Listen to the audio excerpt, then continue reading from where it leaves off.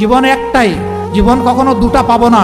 সেই জীবন হোক আল্লাহর জন্য, মানবতার কল্যাণের জন্য, প্রিয় দেশের জন্য, প্রিয় জাতির জন্য। এখন আমাদেরকে সিদ্ধান্ত নিয়ে সাহস করে ভরসা করে সেই আল্লাহর দিকেই আগাতে হবে ইনশাআল্লাহ। আর কাউকে পরোয়া করবো না ইনশাআল্লাহ। আপনারা দোয়া করবেন। অনেকে বলে যে আপনার সিকিউরিটি দরকার, বুলেট প্রুফ একটা গাড়ি দরকার।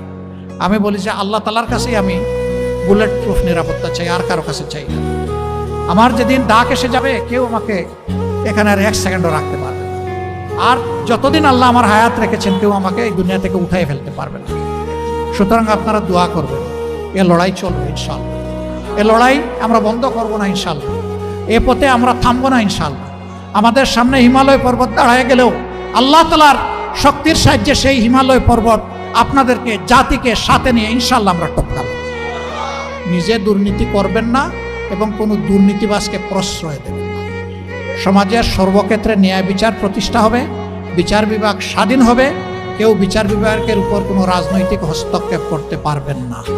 অপশাসনের বিরুদ্ধে, দুঃশাসনের বিরুদ্ধে, ফ্যাসিবাদের বিরুদ্ধে আমরা ঐক্যবদ্ধ। আল্লাহ তাআলা আমাদেরকে এই তৌফিক দান করুন। আসসালামু আলাইকুম ওয়া রাহমাতুল্লাহি ওয়া বারাকাতুহু।